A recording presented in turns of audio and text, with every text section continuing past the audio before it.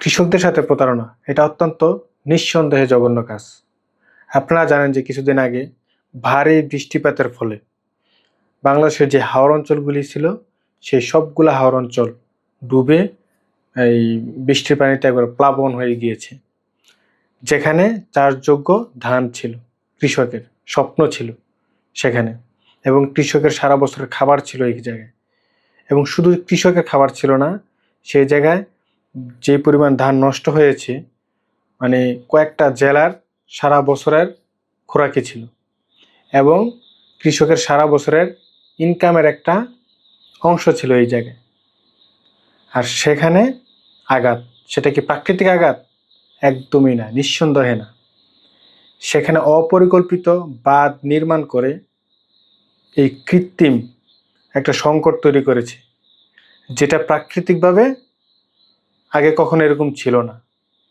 বৃষ্টি হতো, পানির সাথে সাথে সরে যেত, কিন্তু এই অপরিকল্পিত বাঁধের কারণে এখন হাওর অঞ্চলগুলি পানি সরতে পারে না, এবং পর্যাপ্ত পরিমাণ পানি সরার মতো ড্রেনেজ ব্যবস্থা নেই, খালের ব্যবস্থা নেই, এবং সঠিকভাবে যে সুয়ারেজ সিস্টেমগুলো সেগুলো ঠিকঠাক মতো প্রতিস্থাপন করা হয়নি।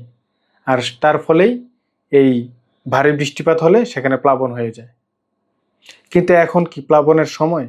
না, এখন তো প্লাবনের সময় না। এখন এই যে কৃষকরা ক্ষতিগ্রস্ত হলো, এটা কি শুধু কৃষকরাই ক্ষতিগ্রস্ত হয়েছে? না, সারা দেশের মানুষ ক্ষতিগ্রস্ত হয়েছে। এটাতে একটা অর্থনৈতিক চাপ পড়বে এটার ফলে, নিঃসন্দেহে।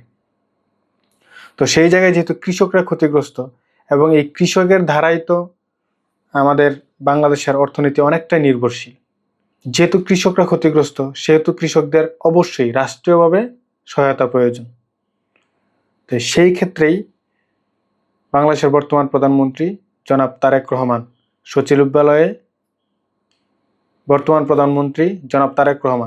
সচিবালয়ে সকল মন্ত্রীদের, মানে সংশ্লিষ্ট যে মন্ত্রীগুলো আছে, যেমন কৃষিমন্ত্রী, ত্রাণ ও দুর্যোগ মন্ত্রী, যদিও এটা দুর্যোগ না, কিন্তু তারপরেও এটাকে কৃত্রিমভাবে তৈরি করা হয়েছে।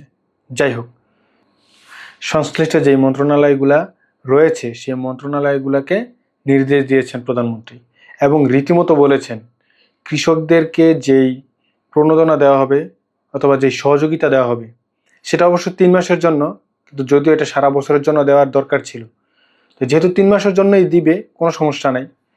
কিন্তু এখানে যাতে কোনো দুর্নীতি না হয়, অর্থাৎ যারা প্রকৃত কৃষক তারাই যেন এই প্রণোদনা বা এই সহযোগিতাটা পায় সরকারের।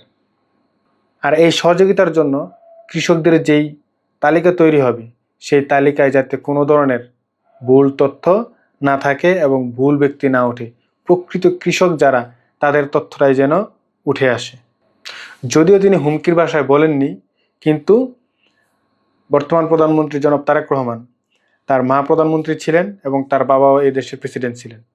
তার বাবা এবং মা দুজনেই রাষ্ট্র পরিচালনা করেছেন।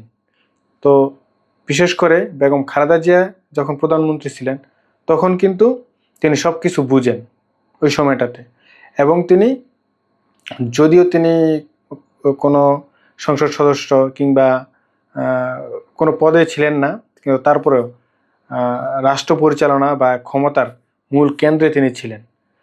তো যেহেতু দুর্নীতিগুলো কিভাবে হয় এটা তিনি সম্পূর্ণভাবে জানেন, এবং তাকে একটা জিনিস নিয়ে খুবই বাজেভাবে ট্রোল করা হয়, সেটা হচ্ছে খাম্বা। আসলে খাম্বা ইস্যুটা কিন্তু তার নিজের ক্রিয়েট করা না। বিদ্যুৎ খাতে বাংলাদেশে গত শেখ হাসিনা সরকার যখন ছিল তখনও দুর্নীতি হয়েছে। দুর্নীতি হয় নাই যে এরকম না, হাজার হাজার কোটি কোটি টাকা দুর্নীতি হয়েছে। কিন্তু জনাব তারেক রহমানের নামে যে খাম্বার যেই কেলেঙ্কারি বা দুর্নীতি, সেই দুর্নীতি থেকে তার একটা শিক্ষা আছে। যেমন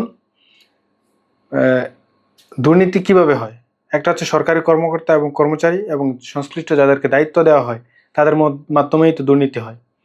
যেহেতু বেগম খালেদা জিয়ার যেই ক্ষমতা 2001 থেকে সম্ভবত 2005 কিংবা 6 এটার শেষের দিকে কিছু প্রকল্প চালু করা হয়েছিল, যেমন বিদ্যুৎ সংযোগ দিবে।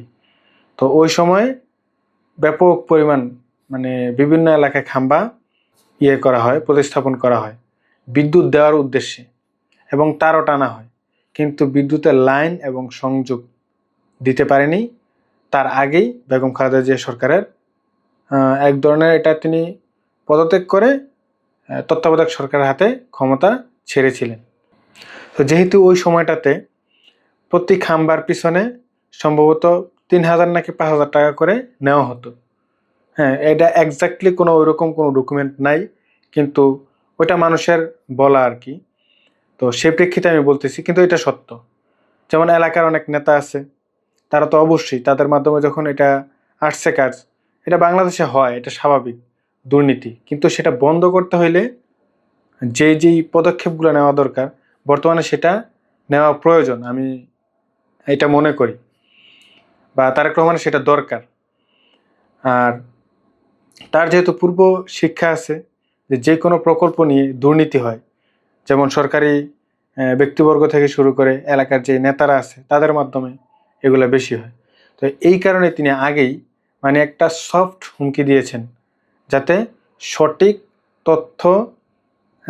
তথ্যের ভিত্তিতে এই কৃষকের যে লিস্ট সেটা যেন তৈরি হয়, যাতে কোনো কৃষক তাদের এই সরকারি সুবিধা থেকে বঞ্চিত না হয়। আর এর ফলে অর্থাৎ যে তথ্য দেওয়া হবে এখানে যাতে যারা কৃষক নয় এমন ব্যক্তি যাতে না আসে, শুধু শুধু সরকারের টাকা নেবে বা ফায়দা লুটবে, সেটা যাতে না হয়। এর জন্যই তিনি অগ্রিম বলেছেন যেই কৃষকদের যে লিস্ট তৈরি হবে সেই লিস্টটা যেন খুবই স্বচ্ছ এবং অ্যাপ্রোপ্রিয়েট যেই কৃষক আছে তারা যেন সঠিকভাবে এই প্রণোদনা বা সরকারের সহযোগিতাটা পায়। এতক্ষণ ভিডিওটি দেখার জন্য ধন্যবাদ। যদি ভিডিওটি ভালো লেগে থাকে অবশ্যই লাইক দিবেন, চ্যানেলটি সাবস্ক্রাইব করবেন। ধন্যবাদ।